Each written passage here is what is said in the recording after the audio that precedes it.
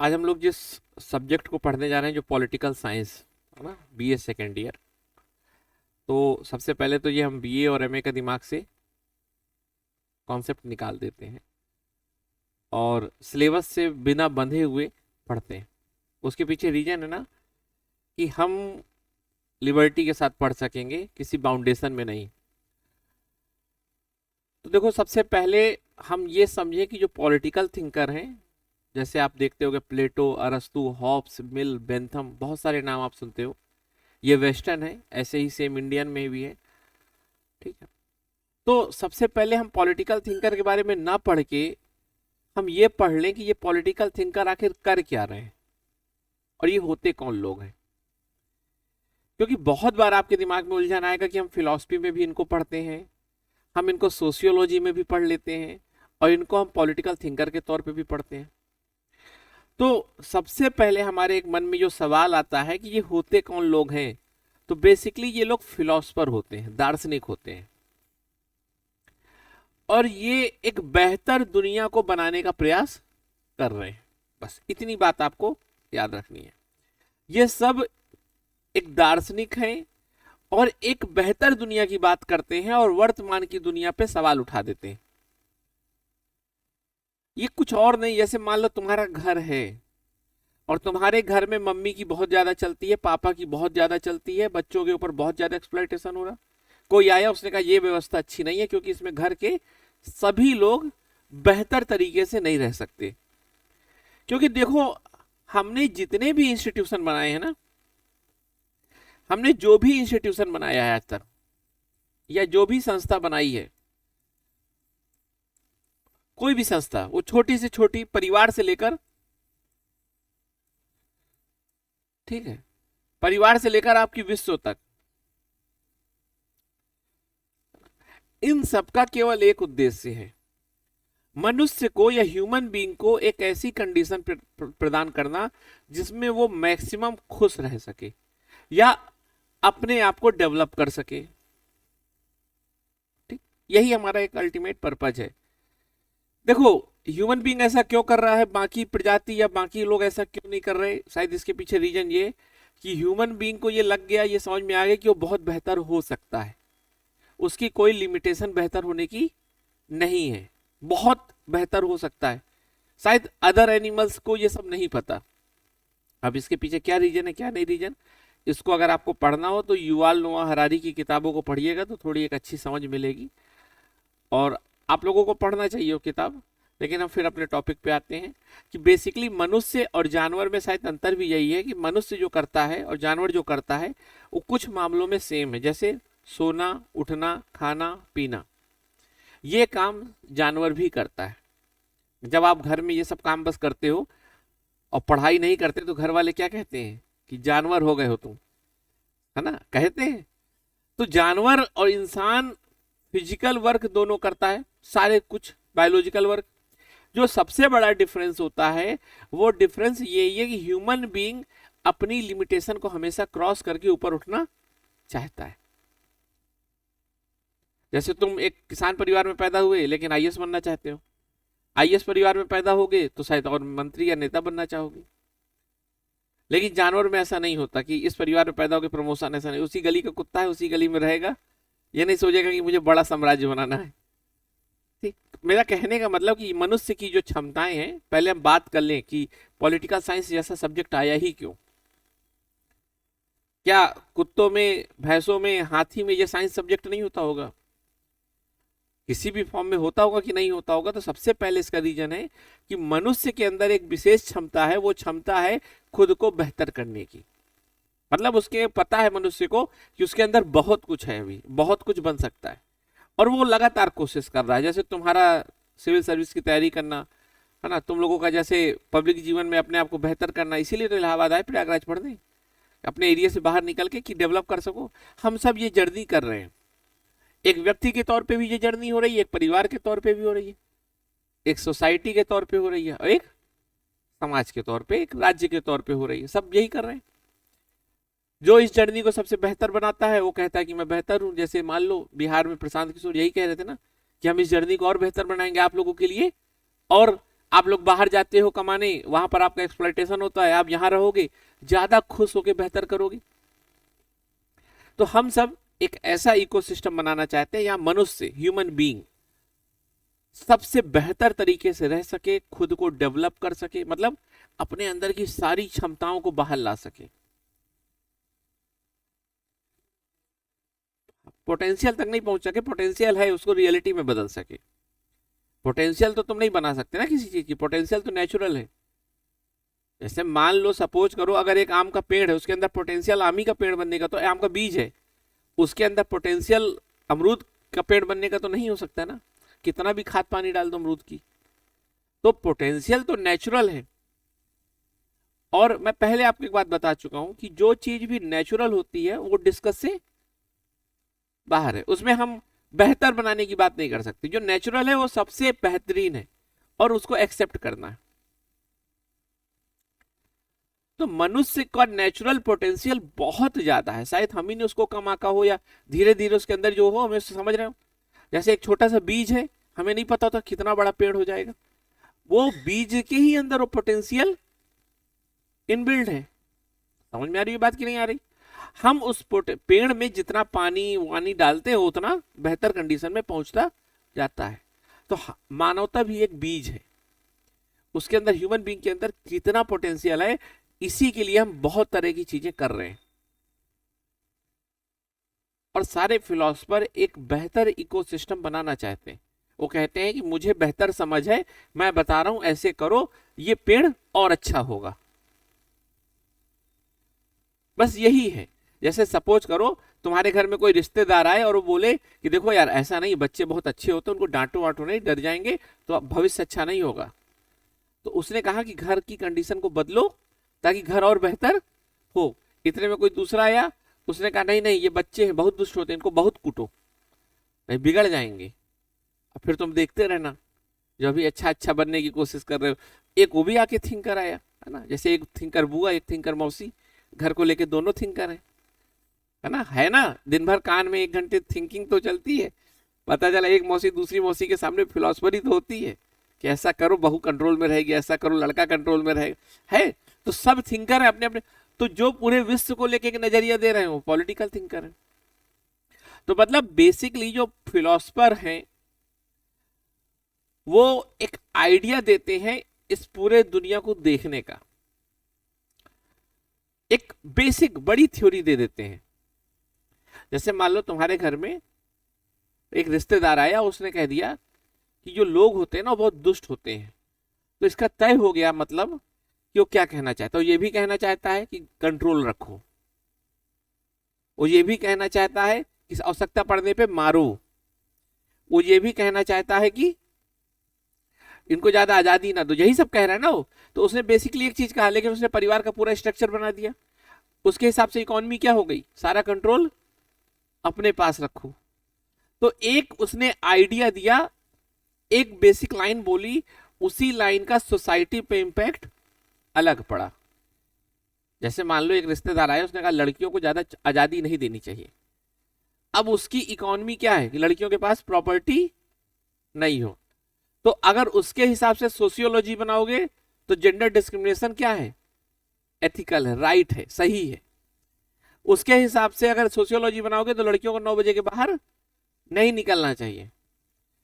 उसके हिसाब से अगर मान लो एजुकेशन सिस्टम बनाओगे तो लड़कियों का एजुकेशन नहीं देना चाहिए। उसके हिसाब से अगर पॉलिटिकल साइंस बनाओगे तो घर में डिसीजन लेने में लड़कियों को नहीं आना चाहिए। उसके हिसाब से अगर सब कुछ तय करोगे तो पूरा का पूरा सारे सब्जेक्ट हो जाएंगे। फिर आप कहोगे कि यार ये इसमें भी, ये इसमें भी, लेकिन वो समझ गए ना कि कोई अपना आइडिया बेसिकली सब में नहीं देता, वो एक बेसिक आइडिया देता है। तो जो थिंकर होते हैं, जो फिलोसफर होते हैं, वो एक कॉमन या एक जनरल आइडिया देते हैं। अगर वो आप जनरल आइडिया जान जाओगे ना, सारी चीजें निकाल लोगे।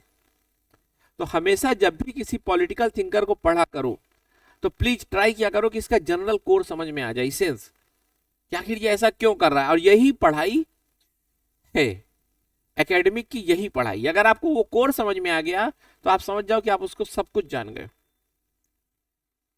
है ना। जैसे आप अपने पापा का स्वभाव जानते हो ना, कोर, तो आप पापा के सारे डिसीजन पहले से प्रिडिक्ट कर सकते हो।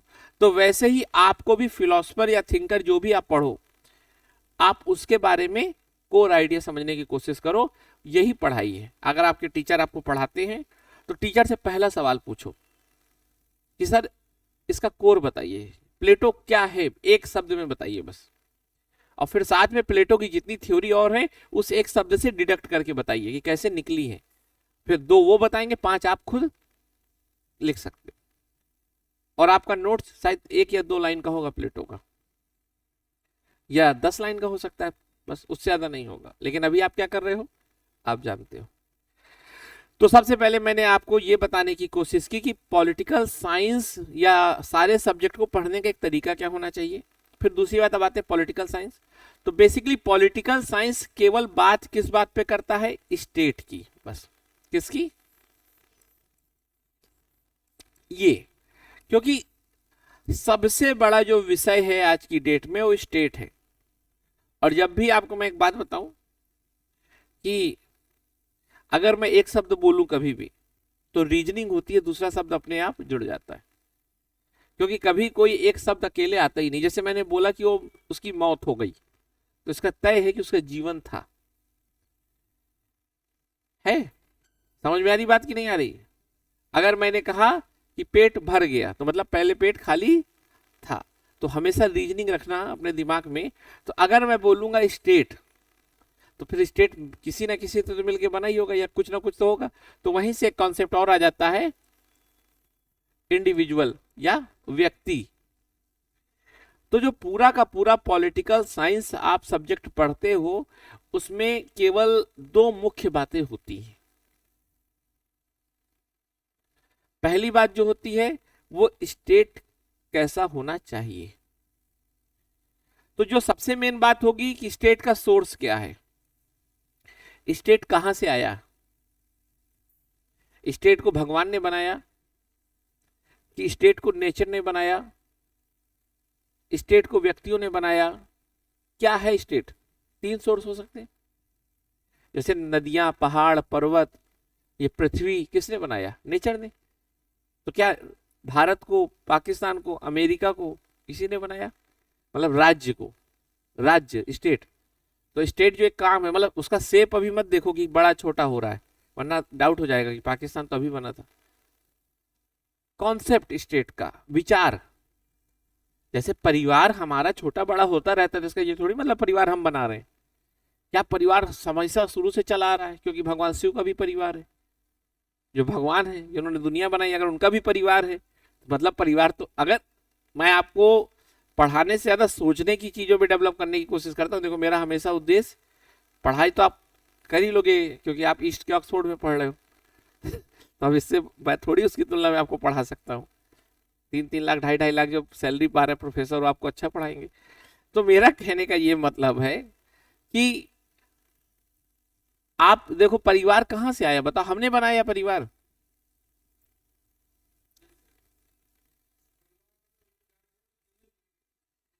नहीं, तो इसके पीछे क्या लॉजिक है आपका। ये नहीं हमने कहा क्यों बनाया, हमने कहा ये क्या लॉजिक है जो तुम कह दो कि परिवार का जो आइडिया है वो तुमने बनाया है। जैसे तुम्हें ग्रेविटी के बारे में नहीं पता था, तो इसका ये थोड़ी मतलब है कि ग्रेविटी का आइडिया तुमने बनाया है।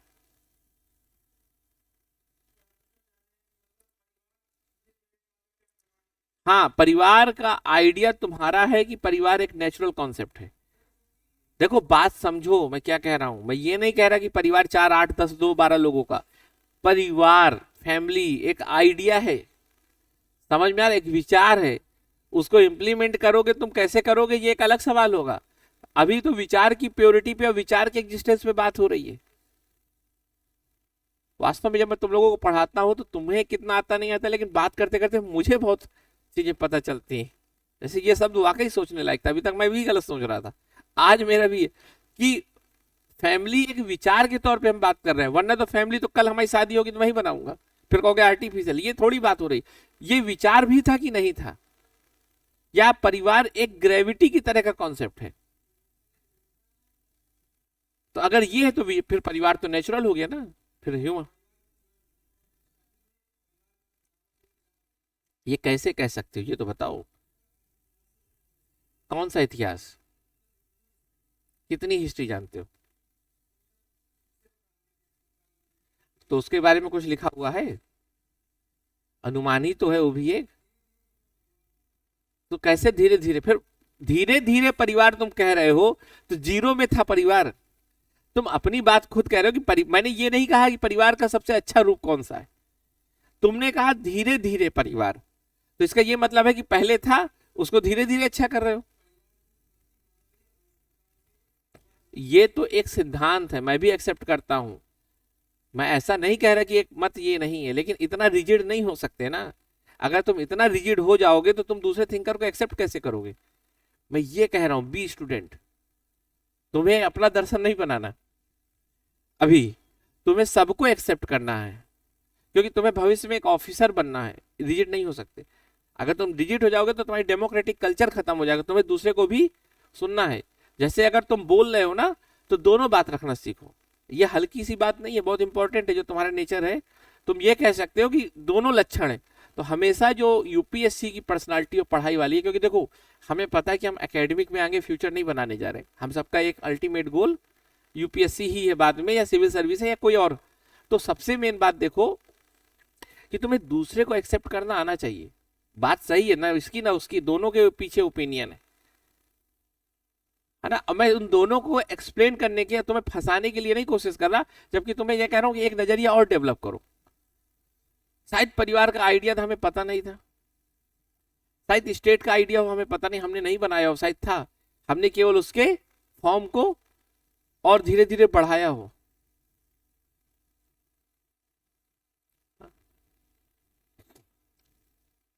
समझ में आ रही बात? तो कुछ नहीं कहा जा सकता, मतलब कहा तो बहुत जा सकता है। दो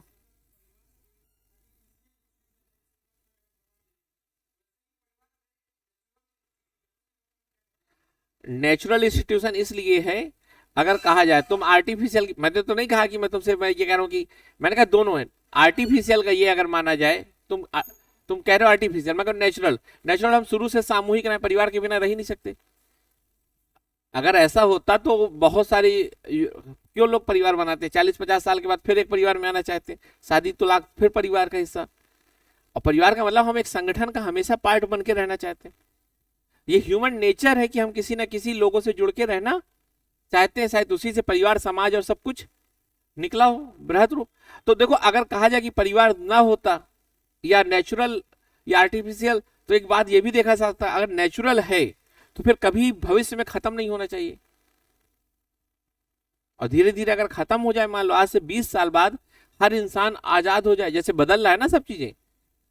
भाई एक समय आप देखोगे डाइवोर्स लेना बड़ी मुश्किल चीज थी, और आज बहुत नॉर्मल होती जा रही है। यूरोप में तो बिल्कुल नॉर्मल हो चुकी है। 1 महीना बाद, 7 दिन बाद, क्या भरोसा, शादी के बाद 6 घंटे बाद तलाक हो सकता है, कोई बड़ी बात नहीं। तो ये भी हो सकता है फिर। और शायद आज से 100 साल बाद हो जाए कि सब बिल्कुल आजाद है। तो कुछ भी हो सकता है, ठीक है। फिर जानवरों में भी परिवार होता है शायद, तब उन्होंने आगे क्यों बनाया? अगर आप जानवरों में भी देखो तो हल्का फुल्का परिवार का कुछ इसेंस तो देखने को मिलता है, नहीं मिलता? अब आप कहोगे कि माँ और बेटे का प्यार बड़ा नेचुरल नहीं है, तो कैसे नहीं है? हर जानवर में क्यों है फिर? और हर जानवर में आपको, लेकिन वही दूसरी तरफ आपको उल्टे भी चीजें मिलेंगी। तो इसीलिए हम किसी अल्टीमेट रिजल्ट की बात के लिए नहीं आए। हमारा उद्देश्य यहां से जाते समय कोई उत्तर लेके जाना नहीं है। हमारा उद्देश्य बहुत सारे सवालों को लेके जाना है। हम यहां पढ़ने के लिए, और यूनिवर्सिटी जवाब देने के लिए नहीं होती। अगर यूनिवर्सिटी में आप बाहर निकलते हो और आपको ये कि आज मैंने ये याद कर लिया और रट लिया, तो आप महामूर्ख हो, और उससे भी मूर्ख है आपकी यूनिवर्सिटी। अगर यूनिवर्सिटी का मेन काम होता है आपको सवाल पैदा करना सिखाए। अगर आपको 3 साल में सवाल पैदा करना भी नहीं आता, तो ये आपके एजुकेशन सिस्टम पे पूरा का पूरा सवाल है। समझ में आ रही बात ना? इस चीज को एक्सेप्ट कर रहे हो? क्योंकि जितना आप सवाल पैदा कर पाओगे, आप उतना आगे बढ़ोगे। तो हमारा ये काम नहीं है, मेरा ये काम है बस परिवार को लेकर सोचो कि परिवार एक ग्रेविटी की तरह कॉन्सेप्ट है जो अनंत काल से चला आ रहा है, या परिवार को हमने कुछ कारणों से बनाया और आने वाले समय में धीरे धीरे हम समझ गए कि उसकी उपयोगिता नहीं है, यूटिलिटी नहीं है, और वो खत्म हो जाएगा। दोनों चीजें हो सकती है। तो फिर वो भी ठीक है, चलो ठीक है, लेकिन परिवार को लेकर हम विचार दे सकते हैं कि परिवार ऐसा होना चाहिए, परिवार ऐसा होना चाहिए। तो वैसे ही राज्य को लेकर भी बात चलती है कि राज्य को बनाया किसने। कई लोग कहते हैं कि राज्य को डिवाइन थ्योरी है, कई लोग कहते हैं कि राज्य को हमने बनाया है, कई लोग कहते हैं कि राज्य नेचुरल कॉन्सेप्ट है। अलग अलग तरीके के लोग हैं और यही लोगों में पढ़ेंगे। जैसे प्लेटो नेचुरल कहता है कि राज्य प्योर है, जैसे हीगल राज्य को बहुत प्योर मानता है, वहीं लॉक, रूसो, हॉब्स एक आर्टिफिशियल इंस्टीट्यूशन मानते हैं कि हमने जरूरत के लिए बनाया है एक संस्था। ठीक है, मतलब मनुष्य ऊपर है। तो एक प्रकार से आपको सभी पॉलिटिकल थिंकर में पहली चीज याद रखनी है कि वो राज्य को कैसा मानते हैं। तो राज्य में क्या पहले डिसाइड करेंगे, सोर्स ऑफ स्टेट, और अगर उनका सोर्स कैसा होगा इसी से ये भी तय हो जाएगा नेचर ऑफ स्टेट। तो सबसे पहले सोर्स, उसके बाद नेचर। अगर देखो उन्होंने राज्य को डिवाइन मान लिया, सोर्स कि देवता से आए, तो नेचर भी समझ जाना कि वो नेचुरल है, मतलब उसको ज्यादा प्योरिटी, ज्यादा ऊपर रखा जाएगा। समझ में आ रही बात। और अगर उसको डिवाइन नहीं माना, आर्टिफिशियल माना, तो उसका नेचर अलग होगा, वो कमजोर रहेगा। हाँ, तो कहने का मतलब स्टेट के बारे में अगर आप सोर्स समझ गए तो नेचर भी आप समझ जाओगे। नेचर समझ जाओगे तो ये भी समझ जाओगे स्टेट के पास कितने राइट्स और कितनी ड्यूटी। और यही आपको सभी पॉलिटिकल थिंकर में पढ़ना है। प्लेटो का स्टेट पढ़ोगे, अरस्तु का स्टेट पढ़ोगे, मैकियावेली का स्टेट पढ़ोगे, हॉब्स का स्टेट पढ़ोगे। जैसे प्लेटो का बहुत आइडियलिस्टिक है, हीगल का स्टेट बहुत पावरफुल है। जैसे हिटलर जो है, हिटलर कैसा है, सबको मार दो, किसी को भी युद्ध लड़ जाओ। रूसो का स्टेट कैसा होगा, लोगों के लिए होगा। टीएच ग्रीन का क्या होगा, लोगों के लिए स्टेट होगा। मैकियावेली का स्टेट क्या है, धूर्त भी हो सकता है, जरूरत पड़ने में मार दो, काट दो किसी को, मतलब किसी भी तरह राज्य को बना के रखो। गांधी का स्टेट कहता होना ही नहीं चाहिए, मार्क्स कहता है स्टेट होना ही नहीं चाहिए।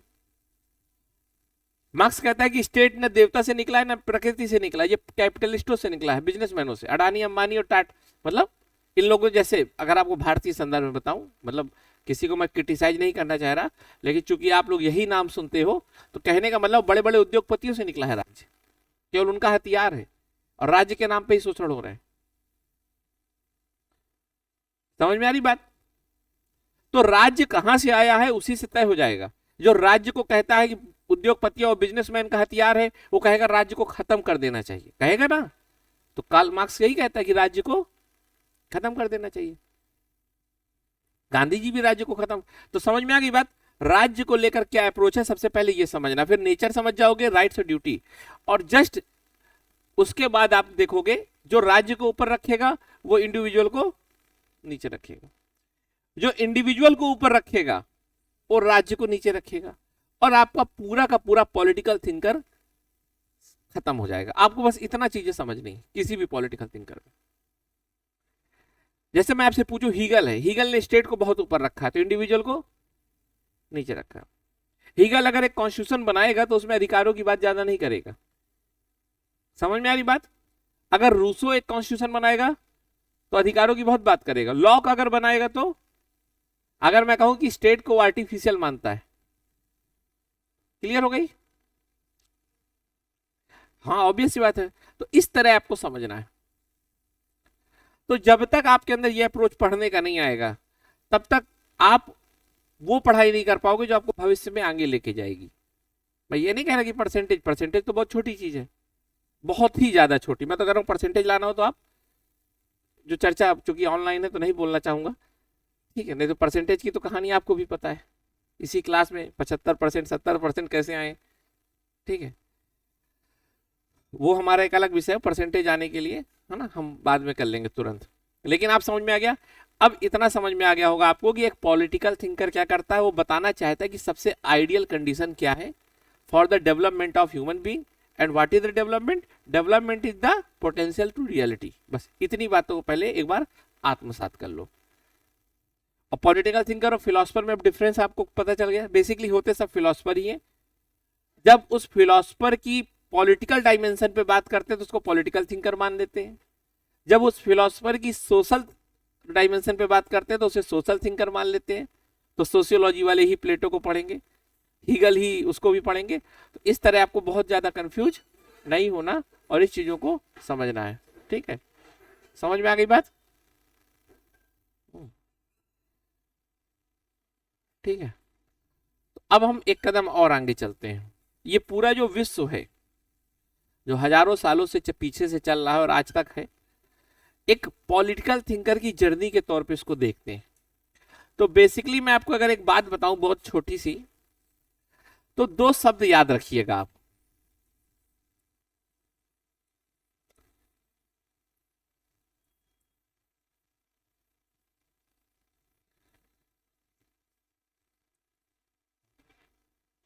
ठीक, पॉलिटिकल थिंकर या इस राज्य की जो भी व्याख्या करना चाहते हैं, है ना, या जो इस राजनीतिक व्यवस्था की बात करना चाहते हैं।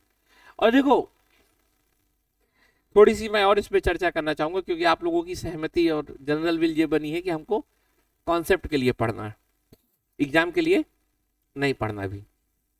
एग्जाम तो उसका बाई प्रोडक्ट है, बहुत छोटा यार, है ना।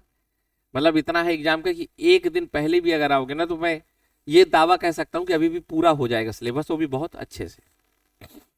ठीक, क्योंकि आप लोगों के अंदर जो एनर्जी है, याद करने की जो पावर है, वो बहुत गजब की है। बस आपके अंदर डायरेक्शन नहीं है, नहीं तो नई जनरेशन बहुत ज्यादा शानदार है। ठीक है, पर वही है कि कुछ पॉजिटिव कुछ निगेटिव हमेशा रहता है। तो बेसिकली पॉलिटिकल साइंस का जो सब्जेक्ट है वो आया कहां से? वो यहां से आया कि क्या ह्यूमन बीइंग एक सार्वजनिक व्यवस्था में रहने वाला इंसान है कि अलग अलग? अगर सपोज करो हम स्वभाव से ही बिल्कुल अलग अलग रहने वाले लोग होते, एक साथ रह ही नहीं पाते, एक समुदाय बना ही नहीं पाते, तो क्या ये सब्जेक्ट होता? नहीं होता। केमिस्ट्री होती, क्योंकि इस दुनिया में H2SO4 में हाथ डालते जलता, पानी पीते तो प्यास बुझती, ऑक्सीजन सब कुछ होता।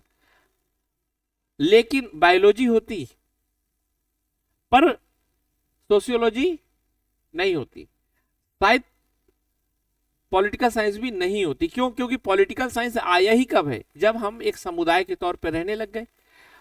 पॉलिटिकल साइंस उसी समुदाय को बेहतर बनाने की बात करता है। तो याद रखना, पॉलिटिकल साइंस का जो सबसे पहला बेस है आने का, वो ये है कि ह्यूमन बीइंग एक समुदाय में रहने वाला प्राणी है। ये पॉलिटिकल मतलब वो समुदाय में रहता है, उसके रिश्ते दूसरों से भी बनते हैं। और जब समुदाय में रहेगा तो एक व्यवस्था चाहिए, एक व्यवस्था, एक सिस्टमेटिक ऑर्डर चाहिए। उस सिस्टमेटिक ऑर्डर को ही हम कहते हैं कि कैसा होना चाहिए। कुछ ने कहा कि एक इंसान रहे डंडा लेके बैठे और सबको मारे जब गलत करे, तो वो मोनार्की वाला हो गया सिस्टम। कहा कि सबसे पूछ के करे तो डेमोक्रेसी हो गया। तो बेसिकली मैंने आपको बताया कि पॉलिटिकल साइंस आया कहां से। हम सब सामुदायिक प्राणी हैं, या हम लोग कलेक्शन में, मतलब कलेक्टिव अप्रोच के साथ काम करना पसंद करते हैं, और बेहतर भी हमारे लिए यही है। कई तरह की चीजें आई कि मनुष्य ने यह सोच लिया कि एक साथ रहेगा तो बेहतर है, और अस्तु ने कहा कि हम पॉलिटिकल एनिमल हैं। इस तरह के तमाम चीजों से ये चीज निष्कर्ष निकलती है कि हमें पॉलिटिकल साइंस कॉन्सेप्ट कहां से आया। और जैसे हम बेहतर खाना बनाने की बात नहीं करते कि ये पनीर बनाने का तरीका खराब है, दूसरा पनीर बनाने, वैसे ही हर चीज को बेहतर बनाने के सब अपने अपने तरीके बताते हैं, और राज्य को भी बेहतर बनाने का तरीका लगातार आज तक बताया जा रहा है। यहां तक बात समझ में आ गई? अब इस राज्य की व्याख्या कैसे हो रही है ये अलग है, लेकिन हम आपको बता दें कि मनुष्य के जो सोचने का आधार था, या मनुष्य पहले जो व्याख्या करता था, तो फेथ और रीजन दो के आधार पर ही व्याख्या करता है, और आज भी यही करता है। जैसे मैं आपसे पूछूं कि मरने के बाद क्या होगा, तो बताओ आपका क्या जवाब होगा? मरने के बाद आपका क्या होगा वो आपके करेंगे। मरने के बाद आपका क्या होगा बताओ? खत्म हो जाओगे? हाँ, अगर फेथ मानते होगे तो शायद तुम्हारा अभी पुनर्जन्म होगा। हाँ, अगर फेथ से जवाब दोगे तो पुनर्जन्म होगा, और अगर लॉजिक के बेस पे दोगे तो शायद तुम कुछ मॉलिक्यूल्स में बाद में डिवाइड हो जाओगे, मिट्टी में फिर मिल जाओगे, होगा। पर देखो, दोनों जवाब पूरा नहीं दे सकते। अगर मॉलिक्यूल से ही बने होते तो शायद हमें हमेशा जीना चाहिए, हम मरते ही क्यों हैं? वही, रियलिटी तो कहीं है ही नहीं अभी हमें पता, हम तो इसीलिए पढ़ रहे हैं। जिस दिन रियलिटी पता चल जाएगी उस दिन सारी किताबों में लॉक लगा के परमानेंट एक लाइब्रेरी बन जाती। समझना। अगर आप कहोगे कि मरने के बाद मॉलिक्यूल्स बन जाते हैं, तो फिर सवाल है अगर मॉलिक्यूल्स ही जीवन है तो फिर हम मरते क्यों हैं? आज भी मॉलिक्यूल्स हैं, 70 साल बाद भी मॉलिक्यूल्स रहेंगे। वो मॉलिक्यूल्स में क्या चेंज आ रहा है? तो ये एनर्जी जो हो रही है, कौन सी एनर्जी है? इसको क्यों नहीं आज तक हम पकड़ पाए कि वापस फिर ले आए? भाई हम एनर्जी को कंजर्व करना सीख गए हैं ना। ये लाइट है, बैटरी है, तो हम इंसान की एनर्जी, इंसान भी एक इन्वर्टर लगा ले फिर। अगर यही होता, अगर हमें पता चल जाए कि मनुष्य का जीवन क्या है, तो साइंस का रोल हो गया। और साइंस का रोल आते ही फिर देखोगे मनुष्य तो भगवान से डरना ही छोड़ देगा। फिर अगर वो मरने पे विजय पा लिया तो फिर भगवान से नहीं डरेगा वो। तो हमें नहीं पता कि हम जीवित क्यों रहते हैं, फिर सोते समय कहाँ चला जाता है होश। अगर हम मूर्छित होते हैं तो क्या होता है? फिर अगर वो चेतना निकल गई तो फिर वापस कैसे आती है? और अगर आप कहते हो कि पुनर्जन्म होता है, आत्मा है, ये है, तो आज तक दिखी क्यों नहीं? तो दोनों का नॉलेज क्या है? अधूरा है। तो और एक बात और याद रखना, जैसे ही साइंस को इसका जवाब मिल गया और साइंस ने यह खोज लिया कि हम मरना बंद हो गए, उस दिन ईश्वर गायब भी हो जाएगा। क्योंकि अभी तक ईश्वर से बस एक ही चीज रुकी हुई। जैसे पहले हमें जिस बात का जवाब नहीं मिलता था ना, हम उस बात के लिए ईश्वर बना लेते थे। जैसे बुखार आई, जवाब नहीं मिला तो देवी नाराज हो गई। तो बेसिकली कई बार ये भी कहा जाता है कि आपका ज्ञान ही आपका ईश्वर है, ऐसा कहा जाता है। देखो मैं अभी भी जो बातें कह रहा हूं वो भी आधी है, पूरी बात बताने लगूंगा तो ईश्वर पे ही डिस्कशन करना होगा। ठीक है, सबका अपना अपना अप्रोच है। ठीक, आपका ईश्वर पे जो आस्था है वो आपकी रखी रही है कि जहां पर क्लास के बीच में मत लाइएगा। ठीक है, तो हम पूरी दुनिया की व्याख्या फेथ से और लॉजिक से कर रहे हैं। ठीक, पहले हम पूरे दुनिया की व्याख्या फेथ से करते थे। कब तक? अप्रोक्स आप मान के चलो, मतलब भारत में और यूरोप का डिफरेंस अगर हटा दें तो ये मान लो करीब करीब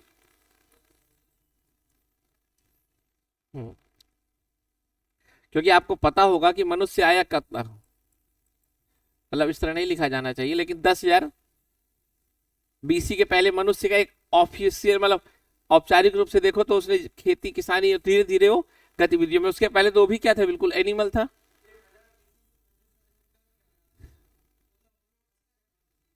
मतलब लगभग लगभग आस्था का महत्व था। जैसे पानी बरस रहा है तो हम ये मान लेते थे कि भगवान के कारण कोई है दैवीय शक्ति। हम मतलब कहने का सपोज करो कि इस समय पीरियड को समझ रहे हो ना? समझ रहे हो ना? ये टाइम पीरियड कब का है? अगर भीमबेटका की गुफाएं देख लें तो इसके भी पहले की है। समझ लो इतने पहले का है। मतलब ये सिंधु घाटी सभ्यता से 5-7 हजार साल पहले।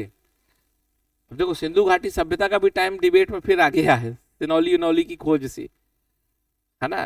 तो इसीलिए ये लगभग लगभग सिंधु घाटी सभ्यता या वैदिक पीरियड जो है, ऋग्वेद जिस समय का है उससे जस्ट 10,000 साल पहले की कहानी है। सोचो 10,000 साल बहुत बड़ा समय होता है। पढ़ने की चीज छोड़ो, आप 100 साल में पूरा चेंज देख रहे हो दुनिया में। 100 नहीं, 50 साल में आप जब आए थे पीढ़ी में, और जब जाओगे तो आप देखोगे दुनिया पूरी। हाँ, वैसे कहा जाता है कि जो परिवर्तन पहले 100 साल में होता था, अब वो परिवर्तन शायद कुछ दिनों में हो जाता है। मतलब ये भी एक बहुत अच्छी किताब है। उस किताब में मुझे आज तक, मतलब मैं कुछ खा रहा था तो उसमें नीचे पेज लगा के दिया था, तो उसमें लिखा था बहुत अच्छा, मैंने पढ़ा था कि मान लो जितना पहले परिवर्तन 10,000 साल से लेकर 5,000 साल में हुआ होगा, उतना परिवर्तन आज केवल 1 साल में हो गया होगा। खुद देखो एआई, अगले बार अब आप देखोगे एआई का जो लेटेस्ट वर्जन होगा 5-6 साल में, उतना तो मनुष्य ने 20,000 साल में नहीं किया होगा जितना चेंज 2 साल में आने वाला है। भाई हमें पहिया खोजा, पहिया खोजने से गाड़ी खोजने में लग गए हजारों साल, और यहाँ पहिया क्या, गाड़ी उड़ने लगी, उड़ने के बाद और भी तरीका।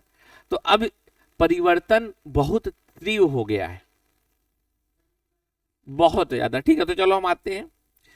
तो हम जो टॉपिक पे थे कि 10,000 साल पहले हम तर्क का प्रयोग बहुत कम करते थे, बहुत कम। मैं ये नहीं कह रहा कि तर्क था ही नहीं, था, होगा, लेकिन हमने आस्था के आधार पे, फेथ के आधार पे हर चीजों को जवाब देना चालू किया कि हम समाज कैसे, राज्य कैसे। ठीक है, तो इस समय जो था यहां से लेकर लगभग लगभग फेथ का दौर था और सारी बातों का जवाब। और जब फेथ होगा तो स्टेट कैसा हो जाएगा, हाँ नेचुरल हो जाएगा, डिवाइन हो गया धीरे धीरे। तो समझ में आ रही बात। लेकिन इस टाइम पीरियड के बाद, खासकर इस टाइम पीरियड के बाद एक क्रांति आई पूरे वर्ल्ड में, जिसको आप कहते हो लॉजिक की क्रांति। समझना, किसकी क्रांति, लॉजिक की क्रांति। और वो जो लॉजिक आया उसने फेथ को हल्का हल्का कम किया। अभी फेथ है, फेथ तो आज तक है, अभी भी फेथ ही है कि अगर आपका सिलेक्शन नहीं होता तो आप लॉजिक पे बात नहीं करते, फेथ पे चले जाते हो कि शायद किस्मत में नहीं था। तो हम 600 से आए और इसी में प्लेटो, अरस्तु, सोक्रेटिस, भारत में आपको देखोगे तो वेदांत, महावीर, ठीक है, वेदांत जिसको आप उपनिषद कहते हो, वो सब दिखने लगा और तर्क का महत्व अब बढ़ गया और हर चीजों को किससे जस्टिफाई करने लगे, एक्सप्लेन करने लगे, लॉजिक से। और देखो अब प्लेटो अरस्तु का कॉन्सेप्ट आ गया जो आप पढ़ते हो शुरू में। और इस समय चीजें सही थी क्योंकि एक पावरफुल एम्पायर था यूरोप में जिसको आप रोमन एम्पायर कर रहे हो। और देखो लॉजिक पे बात कब हो पाएगी, याद रखना, जब व्यवस्था होगी। क्या होगा, व्यवस्था। जैसे ही चीजें अस्त व्यस्त होंगी लॉजिक नहीं चलता। फिर जैसे भीड़ में लॉजिक नहीं चलता, आपके घर में बहुत ज्यादा टेंशन हो, स्ट्रेस हो, लॉजिक नहीं चलेगा, इमोशनल हो जाते हैं हम लोग बहुत बार। जैसे कहा जाता है कि यूपीएससी का जब एग्जाम देने आप लोग जाते हो तो पहले मिनट में ही 60% लोग बाहर हो जाते हैं। पढ़ाई से ऊपर है, मतलब जैसे ही आप पहला पेज खोलते हो आप बाहर। क्यों, अगर आपको क्वेश्चन नहीं आया, आप स्ट्रेस में आ गए, इमोशंस आ गए, लॉजिक गए, और लॉजिक गए तो आपका सिलेक्शन गया। और आप देखो महाभारत में यही तो हुआ, अर्जुन का क्या गायब हो गया, लॉजिक। कि तुम राजा हो, इमोशंस हो गया, तो उसको किसने लॉजिक दिया, सबसे पहले कृष्ण ने अपना क्या दिखाया, बृहद स्वरूप, कि पहले रिलैक्स हो जाओ। तुम जिसके सामने खड़े हो तुम्हें पता नहीं हो कौन है ना, तुम ये दुनिया देख रहे हो, ये दुनिया अंदर है। तो अर्जुन को क्या लगा होगा, सब गायब, फेथ सारी घबराहट, जैसे आपसे नहीं कहा जाता आराम से सब हो जाएगा, सोचो। तो आप अगर लॉजिक से थोड़ी आ जाओगे ना तो सब चीजें बहुत कंट्रोल्ड हो जाएंगी, यहां ठीक है। और ऐसे ही समझो मेरे समझ से कि हमने लॉजिक, तो रोमन अंपायर था, सब कुछ अच्छा चल रहा था, लेकिन यूरोप में रोमन अंपायर तहस नहस हुआ, टूट गया। और जैसे ही रोमन अंपायर टूटा तो लॉजिक की जगह फेथ ने जगह ले ली, क्योंकि फिर क्या हुआ, बहुत चीजें, माहौल खराब होंगे। और दूसरी इंपॉर्टेंट बात कि राजा और पादरी दो की लड़ाई हमेशा थी। किसकी किसकी, हाँ, राजा की और चर्च की। तो राजा जब तक पावरफुल था लड़ाई हमेशा होती है। जैसे मान लो सपोज करो भारत में कोई चर्च जैसी एक यूनिवर्सल इंस्टीट्यूट नहीं था, हर तरह के जो धर्म थे। सोचो भारत में सनातन धर्म इतना ऊपर है और वहीं एक बौद्ध धर्म आ जाता है जो पूरा सनातन धर्म को 400 बातें सुना रहा है। वो सब तो छोड़ो, चारवाक जैसा दर्शन उत्पन्न हो जाता है जो नास्तिक है और आस्तिक है, बताओ। तो भारत में इसीलिए कई बार कहा जाता है कि हम शायद, ये हमको बहुत प्राइड वाली फीलिंग एक आनी चाहिए कि हम शुरू से बहुत डेमोक्रेटिक थे कई मामलों में। शायद हम जाति व्यवस्था जैसी चीजें थी, शायद वो भी मुझे लगता है कि बहुत बृहत्तर रूप से दिखाया गया है ये लेफ्ट विंग के द्वारा, कि खराब करके हर चीज को, है ना, आधी बातें रिप्रेजेंट की गई हैं, आधी नहीं की गई, वो एक अलग चीज है, अध्ययन का विषय है। लेकिन भारत में यही सबसे बड़ी खूबसूरती। और मैंने एक बार आपको बताया भी था शायद कि यूरोप का एक रिसर्चर डेमोक्रेसी पे जब रिसर्च करने को बैठता है तो अपने साथ भारत की किताबें लेके बैठता है और उसकी पत्नी उसके ऊपर हंसती है कि जिसको तुम डेमोक्रेसी सिखाने गए हो उसमें डेमोक्रेसी कहां से पढ़ रहे हो। तब समझ में आई बात मैं क्या कहना चाहता हूं, कि वास्तव में डेमोक्रेसी भारत में ही थी। हाँ, मतलब आप समझो डेमोक्रेसी का मतलब क्या होता है, दो विभिन्न विचारों वाले एक साथ रह सके। जैसे अगर आज भारत में डेमोक्रेसी खत्म कर दो तो संसद में केवल क्या रह जाएगी, एक विचारधारा। आपको चीन में डेमोक्रेसी नहीं है तो चीन में क्या नहीं है, ऐसा तो नहीं है कि साम्यवादियों के साथ या कम्युनिस्टों के साथ राइट विंग वाले भी बैठते हो। डेमोक्रेसी का एक ही मतलब है कि विरोधी भी आपस में बैठे। और मुझे लगता है भारत में चारवाक भी है और वेदांत भी है और न्याय भी है, सांख्य भी है, वैशेषिक भी है, बौद्ध भी है और महावीर भी है, सब है। थोड़ी बहुत तो कन्फ्लिक्ट रहेगा सामान्य लेवल पे,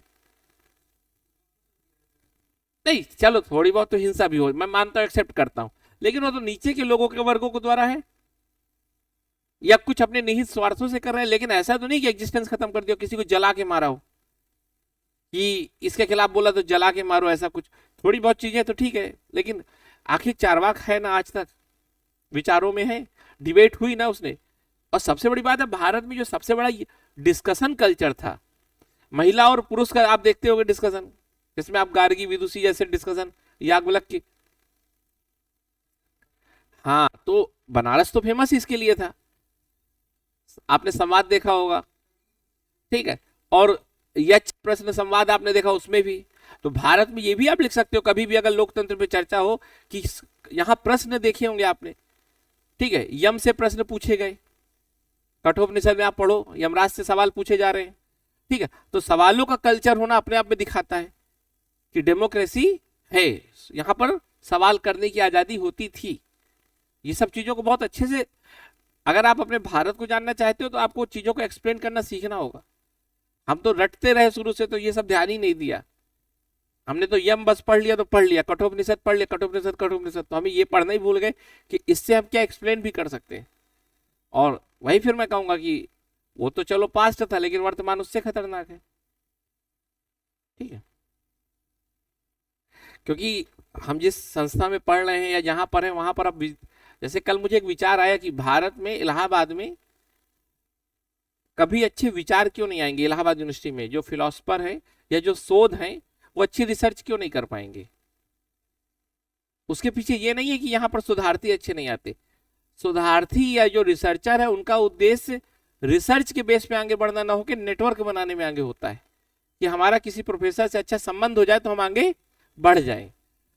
तो आइडियाज की तो वैल्यू ही और इज्जत ही नहीं है, ठीक है। और इसीलिए भारत आइडिया के मामले में सबसे पीछे है और उसका कारण भी है इनोवेशन इंडेक्स में आए।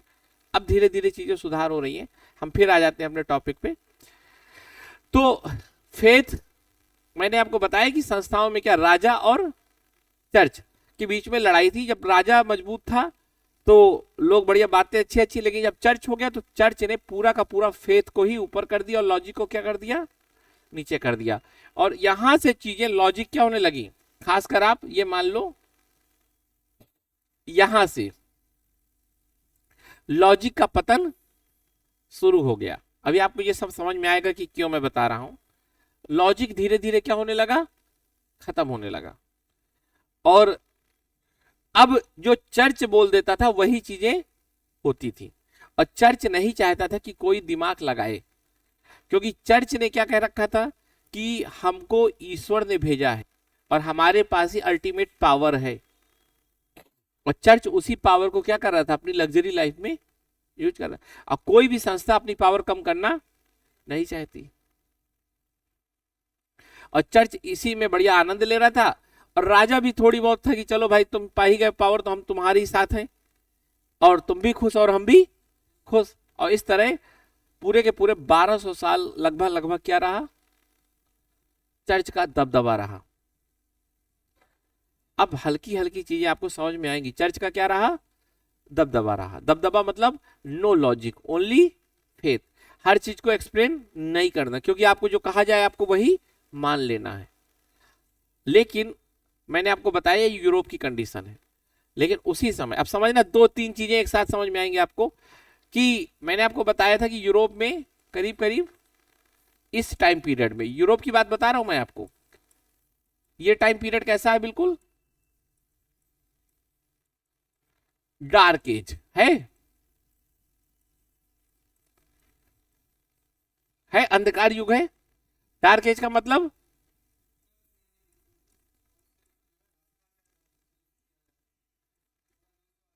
ठीक, यही है, क्लियर है। लेकिन ये नहीं कि पूरे विश्व में ऐसा हो रहा हो। इसी समय एक खासकर तुम इस टाइम पीरियड में देखोगे तो किसका उदय हो रहा है विश्व में? 600 एडी, 600 एडी।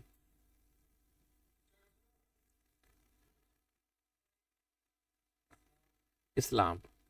ठीक, इस समय एक और चीज उभर के आ रही, इस्लाम।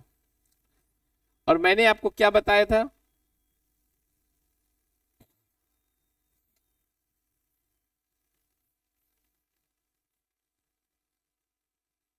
ठीक है, ये यूरोप का एरिया है। अभी ये किस चीज से सफर कर रहा है? टारगेट। लेकिन ऐसा नहीं था कि इसके पास नॉलेज नहीं था, बस इसका नॉलेज क्या हो गया था, जो यहाँ इटली जैसा, वेनिस जैसा, ये ग्रीस, समझ रहे हो ना, प्लेटो अरस्तु की जगह यही थी। तो ठीक है, ये थी वो जगह। ठीक, और ये था चर्च। अब समझना एक बात, जैसे मैं बार बार वही बोलता हूं कि अगर मान लो कोई इलाहाबाद में एक आया पढ़ने और फर्स्ट ईयर सेकेंड ईयर में टॉपर था, गलत संगत लग गई और वो फिर बर्बाद हो गया, 10 साल तक वो अपना मस्त रहा, लेकिन उसके पास पुरानी किताबें अच्छी अच्छी होंगी। और अगर मान लो 10 साल बाद उसका दोस्त कोई आए उसके रूम में और सीधे किताब उठाए और वो भी देखे, हाँ यार एक समय तो मैं भी बहुत पढ़ता था, तो धीरे धीरे उसको अपना पुराना इतिहास याद आएगा और वो धीरे धीरे अपनी संगत दोस्तों से समझ जाएगा कि इन्हीं ने मुझे बर्बाद किया है।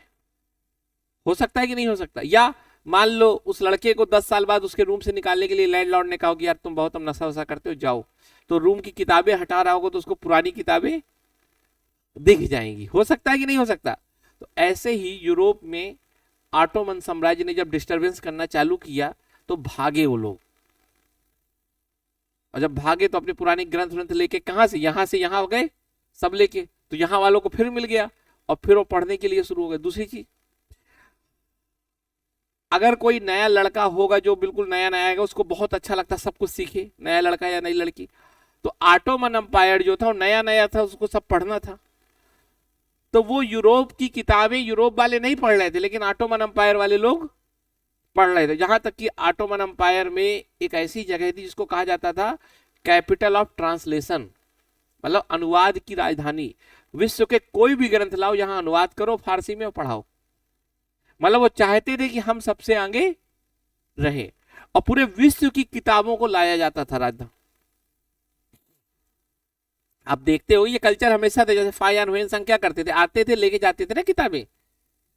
जैसे आपको पता ही होगा कि नॉलेज इधर से उधर कैसे जाता था, जैसे मान लो जो गणित है, मैथ 1 2 3, हमसे कौन लेके चले गए? अरब, अरब से लेके गए यूरोप, अब यूरोप वाले हमें आके सिखा रहे हैं बाद में। वो पूरी एक चैन होती है, ठीक है। तो दीक्षित जी समझ में आ रहा है? ठीक है, बोर हो रहे होगे ना, है ना? क्या? हाँ, क्योंकि आदत तुम लोगों की पढ़ने वाली दूसरी है ना। ठीक है, चलो, लेकिन मेरा काम नहीं है सुधारना तुम लोगों को, ठीक है, क्योंकि भगवान ने आपको भी उतना ही दिमाग दिया है जितना मुझे दिया है। तो हम फिर चलते हैं अपने टॉपिक पे। तो बेसिकली ऑटोमन एम्पायर एक क्या बन गया, ट्रिगर, पूरे यूरोप में क्या करने का, शुरुआत करने का नया। और इस समय चर्च में हल्का सा फिर सवाल उठा, क्योंकि यूरोप के लोगों को अरस्तु की बुक मिल गई, पुरानी वाली। किसकी? एरिस्टोटल की। और अरस्तु लॉजिक पे पूरी बात करता था। किस पे? लॉजिक पे। और चर्च ने किसको रोक के रखा हुआ था? लॉजिक पे। अब मजेदार बात आई, अब सवाल उठना शुरू हो रहे हैं किस पे? चर्च पे। अब चर्च के पादरी बौखला गए कि भाई स्थिति खराब हो सकती है, स्थिति खराब हो सकती है, और सीधे तर्क का विरोध करना शुरू कर दिया कि लॉजिक वॉजिक कुछ नहीं होता, तुम सब मूर्ख हो, बर्बाद हो जाओगे लॉजिक के नाम पर, मतलब सवाल करोगे, ईश्वर की बनाई चीजों पे सवाल कर रहे हो, अभी तो ईश्वर तुम्हें और सोटेगा, रुक जाओ, अभी तो थोड़ी कम सजा दिया है। जैसे मान लो कोई गरीब है और उसने सवाल उठा दिया ईश्वर पे, तो कहेगा इसीलिए तुम गरीब हो, अभी और गरीब होगे, वो डर जाएगा कि अगला जन्म ना खराब हो। तो चर्च ने खूब डराया और डरा के लॉजिक खत्म। लेकिन जो एक बार कोई नई चीज आ जाती है उसको कोई रोक नहीं सकता, ये तय है दुनिया में विचार को कोई तोप, कोई टैंक, कोई परमाणु बम नहीं रोक पाया। वरना 1917 में एक आया विचार मार्क्सवाद का, पूरा रूस का जार शासन खत्म कर दिया। हाल ही के समय में आप देखो कि सीरिया में विचार आया और राजा खत्म। नेपाल एक विचार आया, खत्म। भारत में ऐसा कुछ है ही नहीं, ये मत सोचना। जैसे भारत के जनरेशन, भारत और नेपाल में अंतर, जैसे कई लोगों ने सोचा था भारत में भी जेनजी का आंदोलन होगा, तो भारत और नेपाल बहुत अलग चीज है। नेपाल बहुत छोटी चीज है और भारत को समझना बहुत मुश्किल है। भारत को किसी दूसरे देश के साथ अगर आप तुलना कर दोगे तो आप फिर भारत को जानते ही नहीं हो। ठीक है, डेमोक्रेसी भी समझो, मतलब डेमोक्रेसी पे तो मैं अभी नहीं, मैंने पढ़ा उतना, सही बताऊं मैं चर्चा नहीं करूंगा अभी उतना, क्योंकि जितना मुझे आता है मुझे अब लगने लगा कि उसमें बहुत सीमित है वो। तो मैं तुमसे कभी और चर्चा करूंगा, और ये चर्चा जरूर करूंगा। और सहयोग का जो सबसे बड़ा उद्देश्य है वो यही है कि आइडिया ऑफ इंडिया पे हम रोज बात करें, भारत क्या है। ये एक बहुत बड़ा चर्चा का विषय है कि अभी तक हम लोग भारत को नहीं जानते, और जो अब डिबेट होगी उसका टॉपिक ही लगातार होगा कि आप मुझे ये बताओ कि भारत है क्या। और वास्तव में यही नहीं पता लोगों को कि व्हाट इज इंडिया। इंडिया और यूरोप अलग है, हम इसको बाद में कभी चर्चा करेंगे। मतलब हम नेचुरली अलग हैं, थोड़ी बहुत चीजें नहीं है, बहुत अलग हैं। और अगर हम कॉपी कर रहे हैं यूरोप की तो हम विध्वंस हो जाएंगे, खराब हो जाएंगे, खत्म हो जाएंगे। तो ये सब हम डिस्कस करेंगे और डिबेट के यही टॉपिक ही अब रहेंगे। ठीक है, पहले धीरे धीरे हम लोग नॉलेज को लेकर एक तरीका बदले। देखो यूनिवर्सिटी डिग्री के लिए कभी नहीं रहा, वरना इलाहाबाद यूनिवर्सिटी नॉलेज के लिए फेमस था। परसेंटेज तो इलाहाबाद में पहले भी कभी नहीं आते थे, अब परसेंटेज आने लगे, नॉलेज कम हो गया है। ठीक है, तो हम फिर आ जाते हैं अपने टॉपिक पे। तो पूरे यूरोप में ये कहर हुआ, अब चर्च के ऊपर सवाल उठना चालू हुए, और कई जो पादरी ही दार्शनिक हैं अभी देखो ज्यादातर, तो अगस्टीन जैसे लोग आए, उन्होंने कहा कि नहीं नहीं नहीं ऐसा नहीं। अच्छा एक बात बताओ, अगर कोई नया विचार आ रहा है और आप उसको पूरा गलत साबित कर दोगे, और या आप उसको हल्का सा एक्सेप्ट कर लोगे लेकिन अपनी चीजों को पहले प्रायोरिटी दोगे, तो बताओ। जैसे मान लो मैं कहूं कि ये कलर अच्छा है, आयुष से कहूं, तो आयुष कहे नहीं नहीं इसको हटाओ, बंद करो, खराब है। या आयुष ये कहे हाँ सर अच्छा तो है, नो डाउट आपकी बात बहुत सही, बहुत अच्छा, लेकिन सर अगर मेरी बात मानिए थोड़ी सी परिवर्तन ले आइए और अच्छा हो जाएगा। तो बताओ मैं किस में सुनूंगा? सेकंड वाले में ना। तो पहले कुछ लोग जो पादरी थे उन्होंने सीधे कहा कि तर्क खराब है, लेकिन एक शख्स आया एक्विनॉस, आप समझ में आई ये कहानी क्यों बना रहा था, है ना। एक्विनॉस, पादरी, पर्पज, सब कुछ क्लियर हो रहा है। और एक्विनॉस क्या कहता है कि अच्छा है, तर्क बहुत अच्छा है, लॉजिक इससे अच्छा क्या होगा, लेकिन कहा फेथ जो है ना वो लॉजिक से बहुत ऊपर है। कहा तुम लॉजिक से कितना जान जाओगे, थोड़ी बहुत चीजें लॉजिक से जान जाओगे जो दिख रहा है आसपास है। कहा तुम्हारा लॉजिक कितना है, जितना तुम हो, जितना वाले। जैसे सपोज करो अगर मान लो एक कारीगर है जो कुर्सियां बनाता है, वो कुर्सी को समझ जाएगा, क्यों? क्योंकि कुर्सी उसी के लॉजिक से बनी है ना। लेकिन वो कैमरा समझ पाएगा, क्यों? क्योंकि कैमरा बनाने का लॉजिक उससे बहुत ज्यादा है, और कैमरा मैन नहीं समझ पाएगा। तो एक बढ़ई का लॉजिक और एक कैमरा मैन वाले का लॉजिक, दोनों में लॉजिक में अंतर है। तो कैमरा मैन वाला जो लॉजिक है वो कैमरा को समझ पाएगा, जो बढ़ई का लॉजिक हो बढ़ई को समझ पाएगा। जिसने रॉफेल बनाया होगा वो कैमरा समझ पाएगा, वो समझ जाएगा। लेकिन कैमरा वाला रॉफेल लॉजिक लॉजिक करते रहोगे पर समझ में नहीं पाओगे, फंस जाओगे, उलझन में आ जाओगे, जिंदगी खत्म हो जाएगी टेंशन में। तो यही कहा कि ये दुनिया ईश्वर ने बनाई है और वो तुमसे बहुत पावरफुल है, बहुत ज्यादा, क्योंकि तुम भी उसके बनाए हो। तो ये बताओ उसका क्रिएशन समझ पाओगे लॉजिक से? उसका क्रिएशन समझ पाओगे लॉजिक से? कहा नहीं, तो कहा फिर लॉजिक लॉजिक मत करो। कहा जितना समझ सकते हो लॉजिक से उतने में खुश रहो, बाकी फिर फेथ पे आ जाओ। तो कितना एक्विनॉस ने होशियारी और समझदारी से काम किया, उसने अरिस्टोटल के तर्क को भी जगह दे दी, पर साथ में यह कहा कि ये ईश्वर के बराबर या फेथ के बराबर नहीं है। अल्टीमेट नॉलेज कहां से मिलेगा? फेथ से। तो उसने कहा राजा जो कर रहा है वो भी सही है, राजा जो नियम बना रहा है लॉजिक से वो सही है, पर कर रहा है ईश्वर के नियम से ऊपर, वो नियम नहीं है, क्योंकि ईश्वर जो सोच रहा है ना उतना तो राजा नहीं सोच पाएगा।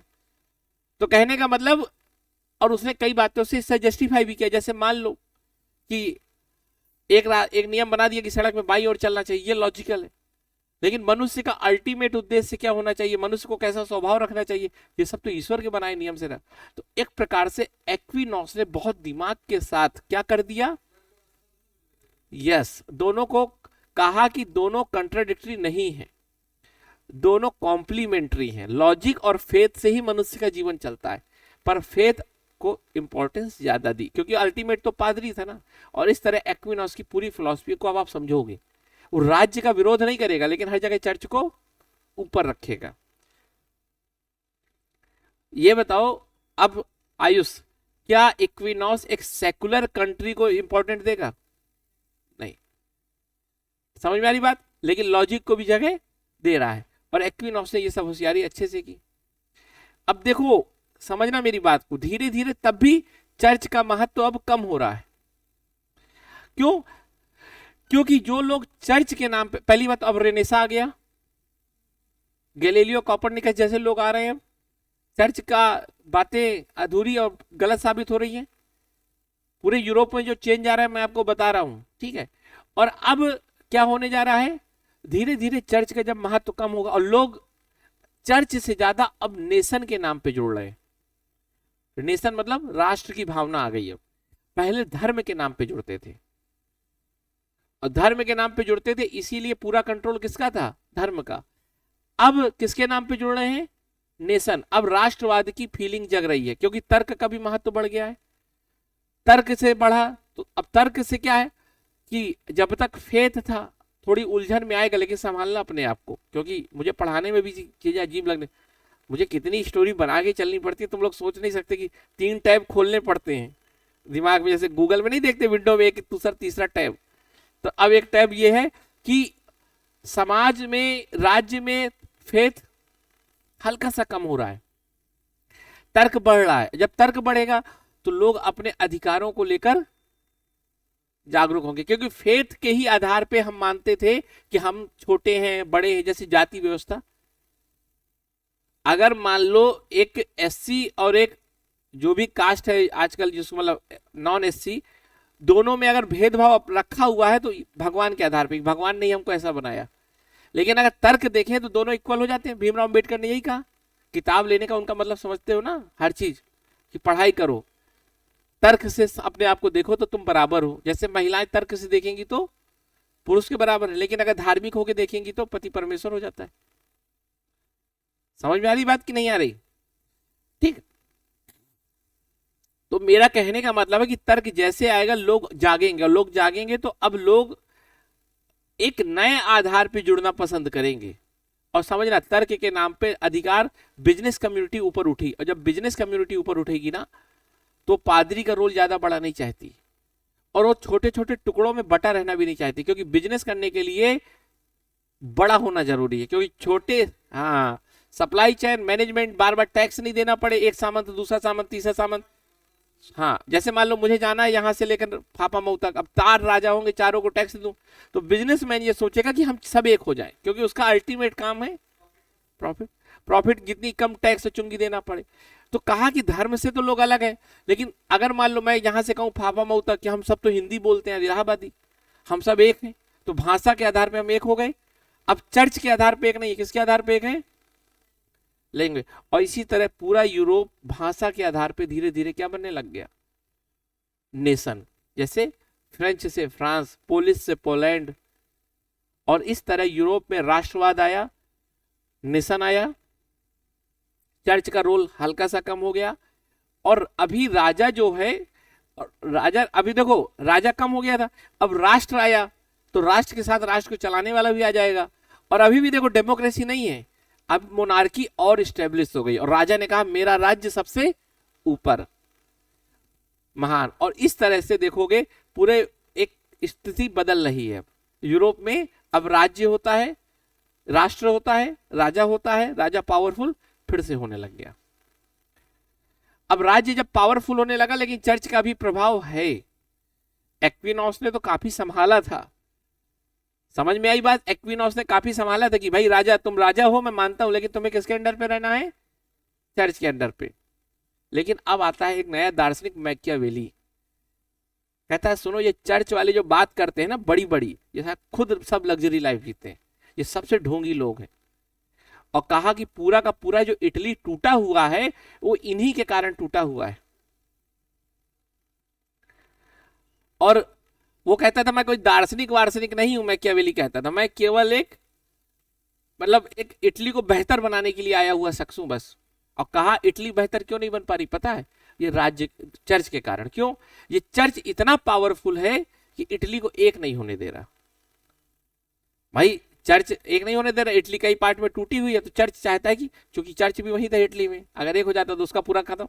और साथ में ये कहता है ये इतना कमजोर है कि एक नहीं होने दे रहा। मतलब चर्च क्या है? एक प्रकार से गले की हड्डी, ना निगल रही है ना उगल रही है। और कहा कि ये जो लग्जरी लाइफ जी रहे हैं और दुनिया को एथिक्स बताते हैं, खुद कैसा जी रहे हैं।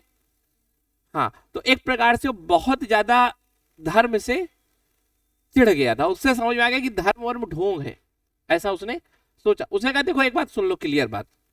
ये कौन कह रहा? मैकियावेली कह रहा राज्य को धर्म से अलग रहना चाहिए, राज्य को ज्यादा एथिक्स फॉलो नहीं करनी चाहिए। जैसे पादरी बोलते थे कि ऐसे रहो राजा, अच्छे से रहो, कहा राज्य को केवल एक चीज करनी है, क्या? राज्य का बेहतर विकास। राज्य को उसके लिए लोमड़ी बनना पड़े मतलब धूर्त तो भी, और शेर बनना पड़े तो भी। शेर डरा के काम कराता है, लोमड़ी चालाकी से। तो कहा कि जो बनना, और यही चाणक्य करता है, साम दाम दंड भेद। हाँ लेकिन उल्टा बोला करो अब। हाँ मतलब ये ठीक है उसे। अब चैट जीपीटी भी कल यही बोल रहा था, ये मुझे बड़ा अच्छा लगा। सही तो समझ गया कि ये राइट विंग वाले अप्रोच बढ़ रहा है। ठीक है, वैसे बोलना भी उल्टा ही है, ठीक है, क्योंकि हमारा कौटिल्य पहले जो चीज बोल गया, साम नाम दंड भेद, वही बात बोल रहा है मैकियावेली। मैकियावेली के बारे में आपको बताऊंगा कि मैकियावेली पहले एक डिप्लोमेट था, 12 साल उसने नौकरी की, बाद में उसको भगा दिया गया। अब मैकियावेली दुनिया का सबसे कमजोर इंसान था, लेकिन बात सबसे ताकतवर की करता था। ये बड़ा एक आयरोनी है, जो आदमी गरीबी में मर रहा है और वो बात राज्य को सबसे ताकतवर बना के चला गया। मैकियावेली की थ्योरी ही आज पूरे विश्व को लीड कर रही है। अगर आप पढ़ो, राज्य जो पावरफुल हो रहे हैं वो मैकियावेली से। और मैकियावेली खुद क्या था? एक गरीब। जैसे आपको ये कहानी पूरी याद रहेगी ना, एक बार आप और देख लेंगे, उसके बाद आपको मैं एक पेज का नोट्स दूंगा, और आप आज से लेके आजीवन तक, जब तक आपके बौद्धिक क्षमताएं जिंदा रहेंगी, आपको ये कहानी इतनी मददगार साबित होगी कि आप हिस्ट्री भी पढ़ोगे तो भी, ज्योग्राफी पढ़ोगे तो नहीं, ज्योग्राफी तो अलग ही है, पॉलिटिकल साइंस, फिलॉसफी, सब कुछ इस कहानी का हिस्सा है।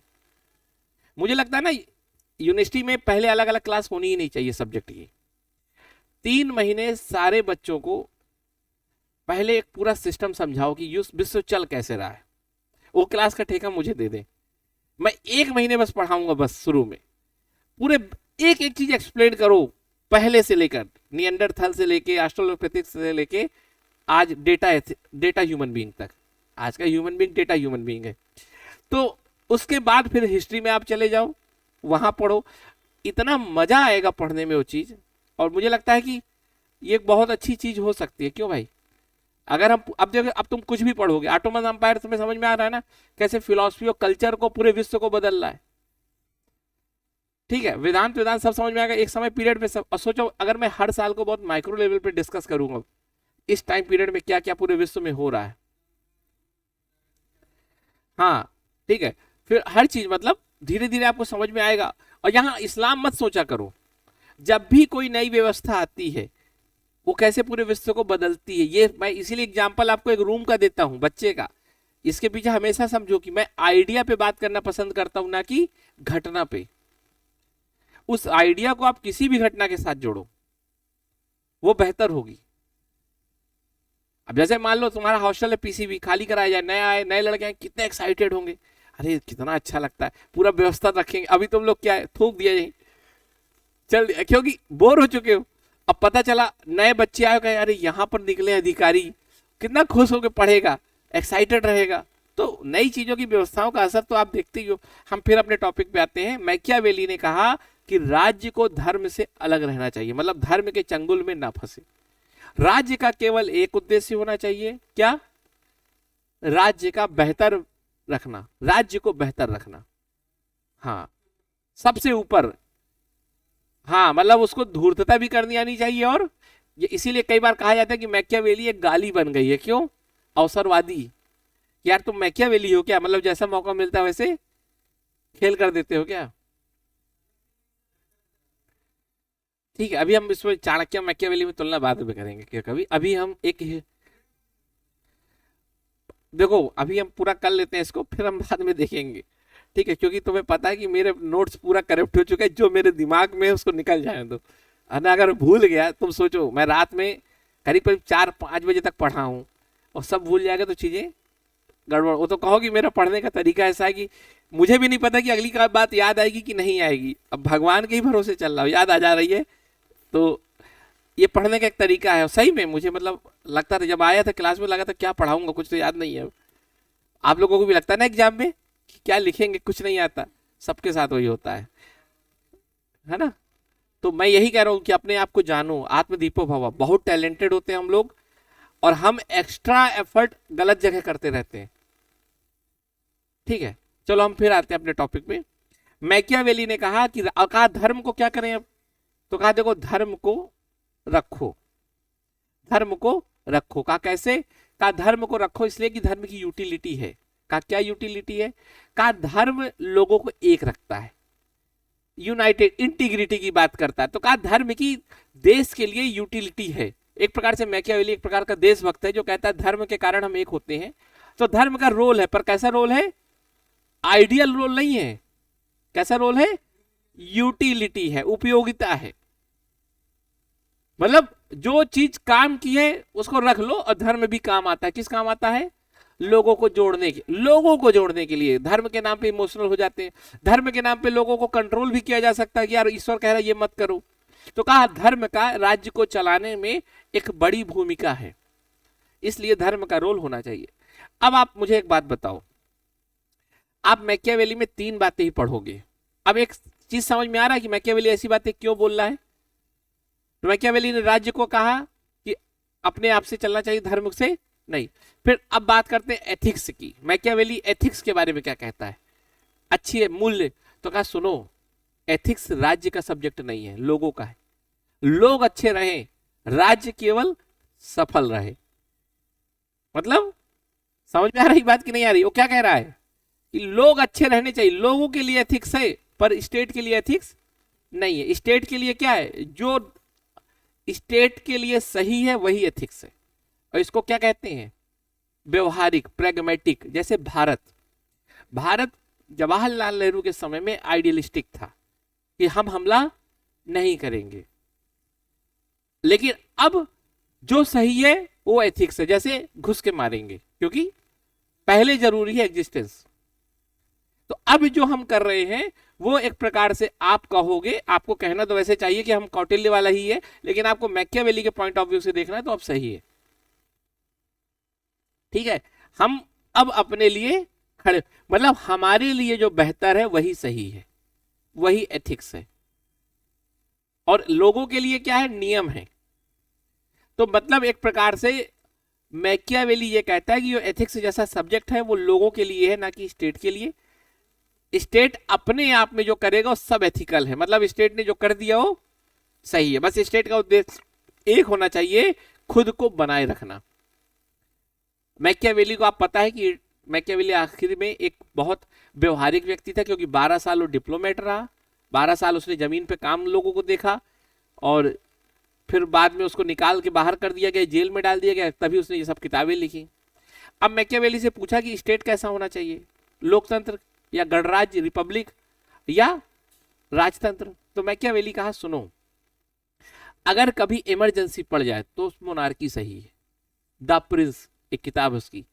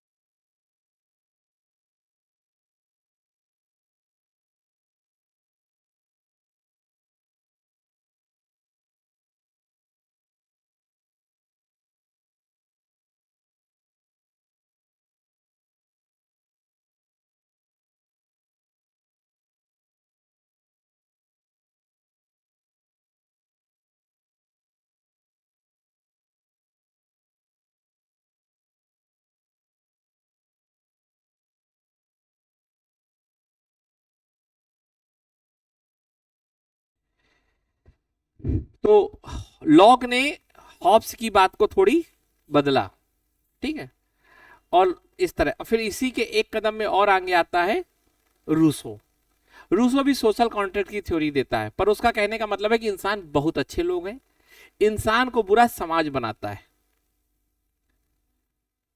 ठीक है। और रूसो से ही पूरी तरह से प्रभावित है महात्मा गांधी कई मामलों में। तो कहा इंसान बेहद अच्छा प्राणी है और इंसान को अपनी अच्छे या अपने नेचर को समझना चाहिए। और वैसे उसने एक जनरल विल का कॉन्सेप्ट दिया। जनरल विल समझो क्या है, जैसे मान लो हम सब मिल के तय करें ना कि क्लास 5 बजे होगी, ये जनरल विल नहीं है, ये बेसिकली हम सबकी इच्छाओं का समूह है। जनरल विल है जो हम लोगों के अंदर नेचुरली है कि हम सबको टॉप करना है। समझना मेरी बात को, थोड़ी सी अंतर, ये बहुत माइन्यूट सा डिफरेंस है, लेकिन आपको समझना होगा कि अगर हम सब कहें कि हम सबके अंदर की दबी इच्छा यही है ना, जीवन में सफल होना है, यही है जनरल विल। तो हम सबकी जो जनरल विल, जबकि हम लोग ये तय करें कि कल घूमने चलेंगे सिविल लाइन, इसको जनरल विल नहीं कहेंगे, इसको कहेंगे सेट ऑफ ऑल विल, मतलब हम सबकी विल का कलेक्शन है, पर वो चीज नहीं है। जनरल विल मतलब जो हम सब चाहते हैं वास्तव में। और कहा इसी का परिणाम स्टेट है। और कहा कि जो स्टेट राज्य बने, तो देखो हॉब्स में राजा कैसा है, अल्टीमेट पावरफुल, ठीक है। लॉक में, लेकिन रूसो क्या कहता है कि जो स्टेट होगा वो जनरल विल को फॉलो करे। जैसे मान लो अगर मैं हूं स्टेट और हम सबकी जनरल विल है कि हम लोगों को टॉप करना है, तो क्लास कितने बजे होगी उस जनरल विल के आधार पर डिसाइड करूंगा। अगर सुबह की पढ़ाई वास्तव में अच्छी होती है तो फिर हमें सुबह ही रखना चाहिए। ये नहीं कि मेरा मन रात को पढ़ाने का है तो मैं भी तानाशाही नहीं हो सकता और आप भी नहीं हो सकते। हम दोनों को क्या फॉलो करना है, जनरल विल। जनरल विल क्या है, जो हम सब अच्छे लोग हैं अगर अपने मूल स्वभाव में पहुंच जाए और जो हम लोग चाहते हैं वो। देखो यही तो सबसे बड़ा सवाल है। नहीं नहीं, बाई वोटिंग नहीं है, वो फिर कलेक्शन हो गया। तो जनरल विल मतलब ये मान लो कि हम सब अच्छे हैं, तो फिर कुछ अल्टीमेट गोल बना लो। जैसे गांधी जी ने कहा कि जनरल विल क्या है, आत्मा का विकास, स्वराज वही आत्मा का। तो ये सब तो बड़ा सब्जेक्टिव है। तो शायद हम सब क्या चाहते हैं, अच्छा ये बताओ हम सब क्या चाहते हैं। तो बेटर की डिफिनेशन क्या है और गुड की डिफिनेशन क्या है, ये भी तो बड़ा सवाल है। लेकिन वही चीज है कि हर फिलोसफर अपने हिसाब से दे सकता है। जैसे शायद तुम कह दोगे कि आईएएस बनना बेटर लाइफ है, लेकिन कोई जो प्रोफेसर बनना चाहता होगा कहेगा प्रोफेसर बनना बेटर लाइफ। तो इसीलिए तो आजकल रूसो पूरे विश्व में क्यों नहीं अप्लाई।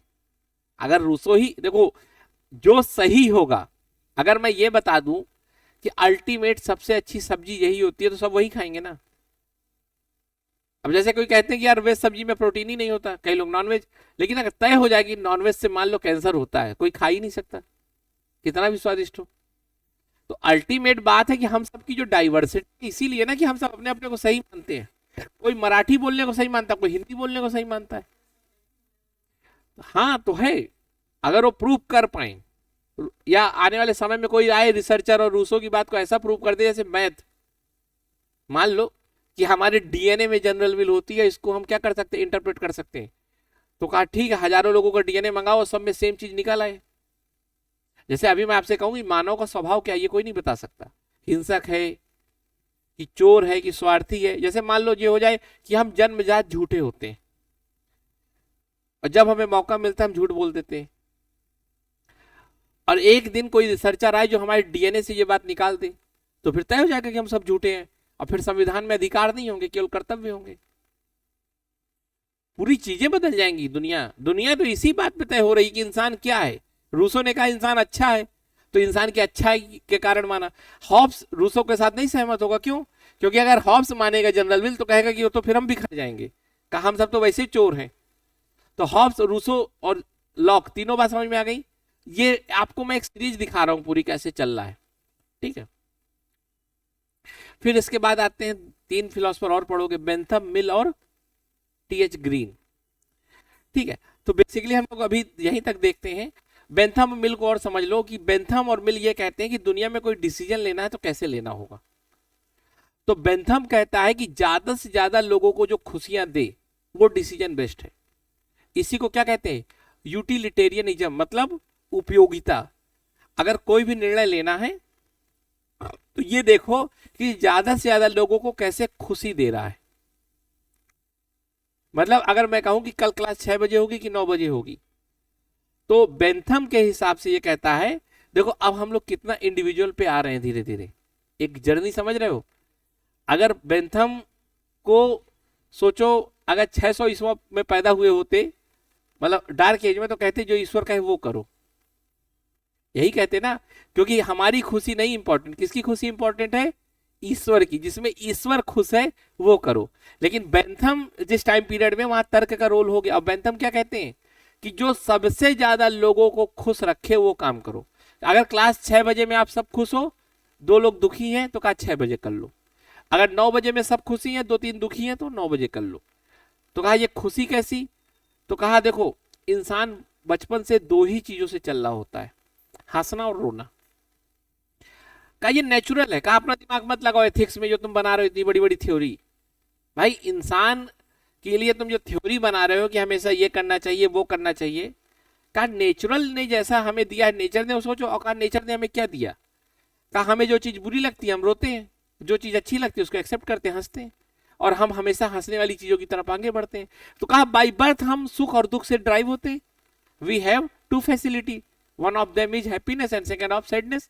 सैडनेस को हम अवॉइड करते हैं, हैप्पीनेस को हम एक्सेप्ट करते हैं। तो कहा सारी बात खत्म करो, दुनिया जिसमें सबसे ज्यादा खुश हो उसको एक्सेप्ट कर लो, जिसमें दुखी हो उसको।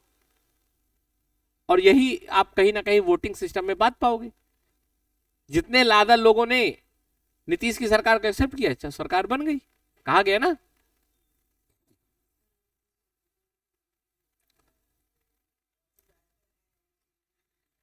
तो अभी यही तो है। अगर वो बेंथम पे तुम सवाल उठाने के पहले ये समझ लो कि बेंथम गए, नए आ गए, तो मतलब उसमें कमी थी।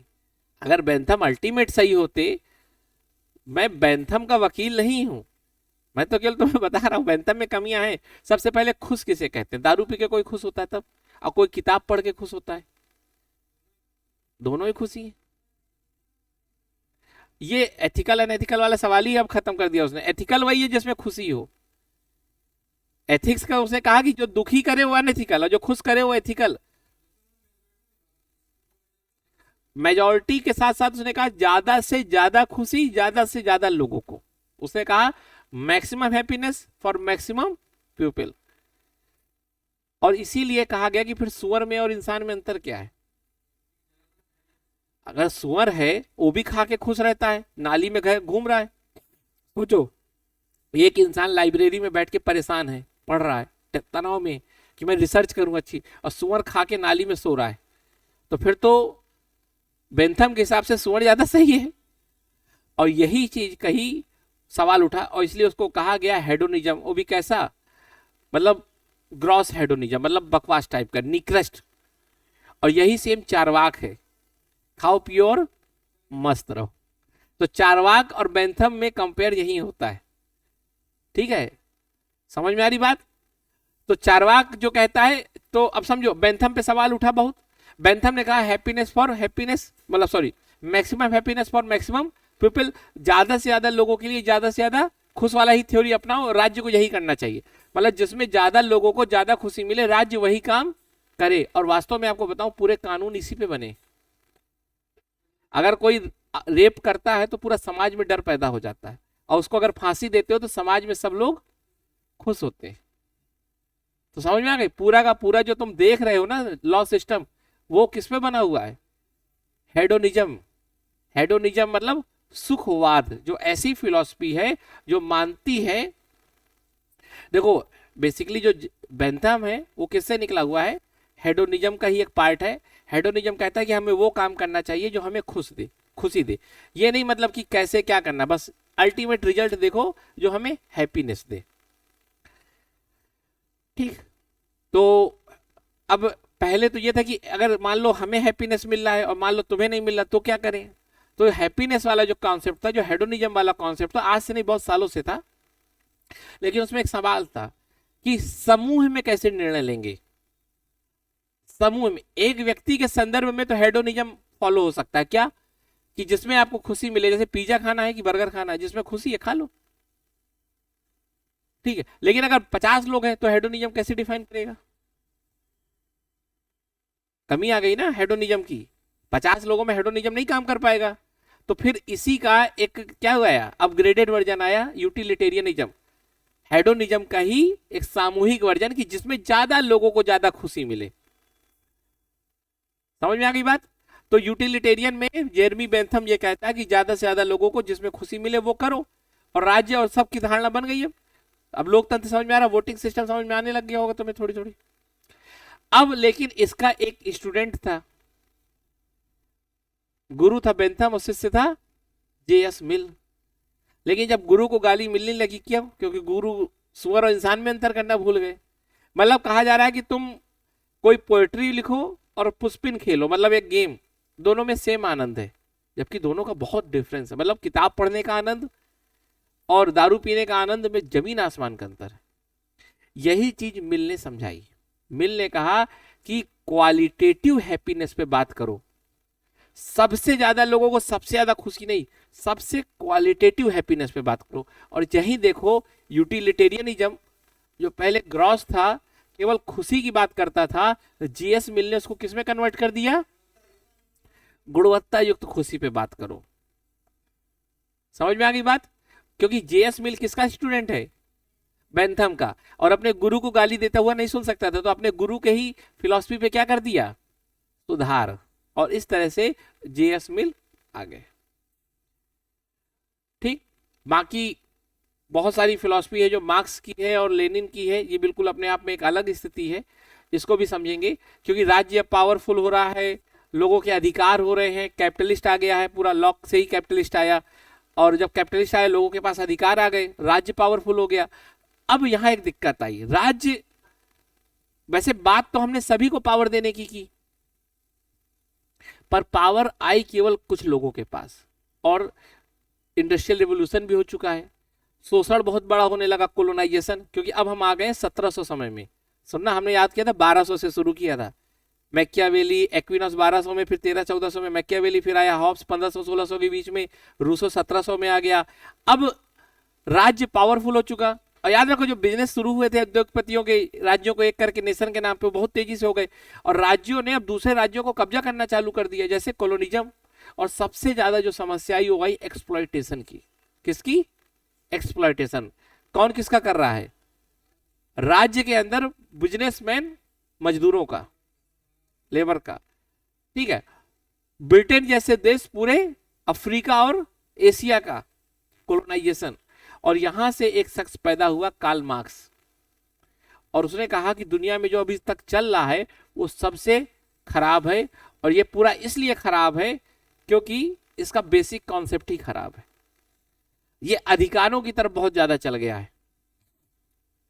देखो, जैसे लॉक अधिकार की बात करेगा, लेकिन रूसो किसकी बात करेगा? समानता की। ठीक है, क्योंकि रूसो ने कहा था कि हम सब एक हैं, सब कॉमन विल से। और इस तरह से पैदा हुआ कौन? Karl Marx. और कार्ल मार्क्स इंग्लैंड में बैठ के एक लाइब्रेरी में ऐसी ऐसी किताबें लिख दी। ये लोग क्रांति तो कभी की नहीं होगी, लेकिन करा के इतनी गई कि हजारों कत्ल हुए इनसे। कार्ल मार्क्स ने कहा कि दुनिया पूरी गलत रास्ते पे ही चली गई है। तर्क, दिमाग तो लगाया दुनिया ने, लेकिन वास्तव में दुनिया ने नहीं लगाया, कुछ लोगों ने लगाया, और पूरी की पूरी दुनिया को गलत दिशा में ले गए हैं। और इस गलत दिशा को अब मुझे सही करना पड़ेगा। अब मैं जो बताता हूं वो करो, और देखो सही हो जाओगे। और कार्ल मार्क्स ने पूरी थ्योरी दे दी क्रांति की, और कहा कि ये राज्य जो है वो कुछ लोगों का चाल है, ठीक है, और इसके नाम पे हो रहा है, सबसे पहले तो इसी को खत्म करना है। और कार्ल मार्क्स ने एक नई थ्योरी दी। पर कार्ल मार्क्स कहां बैठ के थ्योरी दे रहे हैं? लंदन में आराम से बैठ के दे दी। ठीक है, हाँ, घर में बढ़ती नहीं रही होगी, बीबी भगा देती रहेगी, लाइब्रेरी में बैठ के दे दी। अब कार्ल मार्क्स को पढ़ा किसने? लेनिन ने। अब लेनिन ने कहा यार ये इंग्लैंड में थ्योरी दी है इसने, वहां तो होते थे मजदूर और पूंजीपति, पर मुझे क्रांति करानी है रूस में, और यहां होता किसान और राजा। तो उसने थोड़ी थोड़ी क्या किया? चेंज किया, और रूस में करा दी क्रांति। और यहां से लेनिन का भी रोल समझ में आ गया। तो मैंने तुमको एक ऐसी पूरी यात्रा कराई जिसमें तुम्हारा पूरा सिलेबस कंप्लीट हो चुका है। मतलब समझो एक बार, प्लेटो पहली बार तर्क यूज कर रहे हैं, बहुत आइडियल दुनिया बनाना चाहते हैं, सब कुछ ऐसा बता रहे हैं कि सब कुछ बेहतर कर दूंगा। अरस्तु आया कि गुरुजी बहुत कमियां हैं तुम में, जमीन में काम करोगे तब पता चलेगा। और प्लेटो की ही बातों को अरस्तु ने व्यवहारिक बनाया। देखो गुरु शिष्य का रोल समझ रहे हो। ऐसे ही आपको मिलेगा मिल और बेंथम में, दोनों गुरु शिष्य हैं।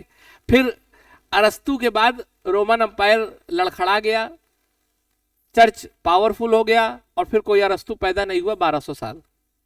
लेकिन 1200 साल बाद जब धीरे धीरे तर्क का महत्व बढ़ा तो अरिस्टोटल की रीजनिंग क्षमता लोगों को समझ में आई, लेकिन एक्विनॉक्स ने संभालने की कोशिश की और कहा कि देखो तर्क सही है, लेकिन आस्था अल्टीमेट सत्य तक पहुंचने का तरीका है। जैसे मैं कहूं कितना भी पढ़ लो तुम 4 किताबें, लेकिन जब तक भगवान के पास नहीं जाओगे कुछ समझ में नहीं आएगा। होता है ना ऐसा, कई बार कहते हैं ये पुजारी टाइप या मौलवी टाइप या पादरी कि कितना भी पढ़ लो कुछ समझ में नहीं आएगा। और शायद मैं मानता भी हूं इस बात को कई बार, जैसे है ना रामकृष्ण मिशन, आप जाओ परमहंस जी को ईश्वर के थ्रू पूरी दुनिया की व्याख्या कर रहे हैं और सही भी है, तो ये भी सहमत हो सकता हो, शायद ईश्वर हो और ना हो दोनों है। लेकिन याद रखना अगर हुआ और तुम अभी कह रहे हो ना नहीं नहीं, तो ऐसा मारेगा ना ऊपर जाके हाँ, कि बाद में रहोगे। इसको कहते पास्कल का दाव। एक था पास्कल, तो पास्कल कहता सुनो ईश्वर है कि नहीं ये नहीं जान सकते, और कहा दिमाग मत लगाओ। पास्कल सुना है ना पास्कल, तो कहा एक काम करते हैं, कहा क्या, कहा ये देख लेते हैं कि ईश्वर के होने के कितने मानने के फायदे हैं कि ना मानने के फायदे हैं। तो पास्कल ने कहा देखो ईश्वर अगर हम मान रहे हैं और ईश्वर नहीं हुआ तो कोई दिक्कत नहीं, मरने के बाद तो कुछ होगा ही नहीं, ईश्वर तो है ही नहीं। लेकिन सपोज करो अगर हम ईश्वर को नहीं मानते और ईश्वर निकल आया, तो सोचो क्या सोटेगा कि पूरा जीवन खराब कर देगा। तो कहा इससे अच्छा ईश्वर को मान लो, कुछ जा रहा नहीं है। कहा दुनिया में उपयोगिता ईश्वर को मानने की है, जानना न जानने की अलग चीज है। तो ये पास्कल का दाव है, तो वही मैं कह रहा हूं, ठीक है। तो फिर हम आगे एक कदम चलते हैं और फिर धीरे पढ़ते हैं। फिर आया एक्विनॉस ने काफी चीजें बदली, लेकिन फिर मैकियावेली अपने अनुभव के आधार पर बताया कि राज्य ज्यादा इंपॉर्टेंट है। अब देखो राज्य उभरना चालू कर रहा है। फिर मैकियावेली के बाद हॉब्स आया, हॉब्स ने कहा कि इंसान धूर्त है, राज्य को पावरफुल होना चाहिए, लेकिन चर्च वर्च के चक्कर में नहीं। तो हॉब्स के बाद फिर लॉक आया, जो उसने थोड़ी बहुत लोगों को पावरफुल बनाया, चर्च को, तर्क का। उसके बाद रूसो आया, उसने, और लॉक अधिकारों की बात ज्यादा करता है, रूसो समानता की बात कर रहा है। बेसिकली रूसो जो है ना वो जिनेवा में पैदा हुआ है, समझ रहे, स्विट्जरलैंड में। हाँ वो समझ जाओ उसका असर पड़ता है। हाँ गरीबी में जरूर पैदा हुआ था लेकिन उतना उसने हमला नहीं देखा। हॉब्स ने देखी थी मारकाट शुद्ध, लॉक ने देखी थी व्यवस्थाएं थोड़ी, रूसो ने बहुत व्यवस्थित देखा। तुलना अगर रूसो हॉब्स के समय में पैदा होता तो शायद रूसो भी वही होता जो हॉब्स कह रहा है। हाँ जैसे मान लो आयुष कहे दुनिया बहुत अच्छी है, बहुत अच्छी है, यहाँ आते उसका जेब पर्स कट जाए 3 बार, कहे दुनिया खराब है यार, पूरा दर्शन बदल जाएगा उसका, ठीक है। जैसे कोई बहुत आइडियलिस्टिक बात करे तो उसको बिहार भेजो एक बार, संघर्ष करेगा तब पता चलेगा जीवन। पैदा कहाँ हुए थे? एक दीवान के घर में, एक अच्छे घर में पैदा हुए थे, ठीक है। फर्स्ट क्लास का टिकट कटा के जोहान्सबर्ग में घूम रहे हैं, कोट पैंट पहन के पार्टियां कर रहे हैं। जब बाद में गए तो फिर मूल दर्शन क्या आपको? जैसे जवाहरलाल नेहरू पैदा कहाँ हुए? सबसे वीआईपी घर है, मोतीलाल नेहरू की गाड़ी देखो भी खड़ी है जो, ठीक है। तो इस घर में जो इंसान पैदा होगा कभी बात करेगा वायलेंस की और इस सब की? उसको लगता है दुनिया खूबसूरत है, हर बात मान लेती है। तो उसने बात किया पाकिस्तान चीन से, अच्छे भाई आपने, जैसे मान लो मैं एक राजघर में पैदा हूं, सारे नौकर ही हो, मुझे आंख दिखा के भी बात ना कर सके तो मुझे लगा कितने खूबसूरत होते हैं लोग। लोग नहीं खूबसूरत, यही मैं आपको बता रहा हूं भाई। आप बिहार जाओगे तो आपको पता चलेगा संघर्ष क्या है, क्योंकि वहां दिखता है, वहां का आदमी आईएएस बनना चाहता है, परिस्थितियां ऐसी, क्योंकि हमेशा वंचना में रह रहा हो, हर चीज के लिए संघर्ष कर रहा है, तो सोचता है कि अधिकारी बन के सब पावर पे लूं। तो बिहार में आईएएस बनने का सपना जो है वो आईएएस बिहार का केवल स्थिति है। आज से अगर मान लो बिहार की जीडीपी आज से 50 गुना ज्यादा बढ़ जाए, देखना आईएएस बनने का सपना वहां कम हो जाएगा, क्योंकि लोगों के पास नौकरी आने लगेगी तो लोग इस संघर्ष में फंसेंगे नहीं। अभी तो बिहार में कोई तरीका ही नहीं है ना, या तो आप बहुत बड़े राजघराने में पैदा हुए हो और या तो आईएएस, और लग्जरी लाइफ दोनों को चाहिए, और बिहार में कोई रास्ता ही नहीं। इतना संघर्ष है कि आईएएस ही बनो। इसीलिए वहां पर है ना सिविल सर्विस की इज्जत। समझाएंगे, तो वहां की लोकल स्थितियां हैं। आपको क्या लगता है स्विट्जरलैंड में कोई आईएएस बनना चाहेगा? कोई नहीं, यार क्या बकवास, नौकर बनेंगे, ये काम करने आए हैं जीवन में। तुम अगर किसी अच्छे घर में अंबानी के लड़के से कहो कि चलो आईएएस बने, राजा बन जाओगे, तो कहेगा पागल वागल हो क्या यार तुम, नशा करे हो क्या कोई?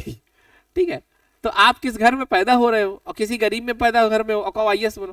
तो अगर हम सब आईएएस बनना चाहते हैं तो बेसिकली मेंटली गरीब हैं, हमें जीवन का मतलब केवल अभी पावर दिख रहा है। जिस दिन हमें जीवन का मतलब किताबें, इस मामले में हमारे साथ एक बच्चा है जो रोज न्यूज़पेपर पढ़ता है, वो इंसान यूनिक है।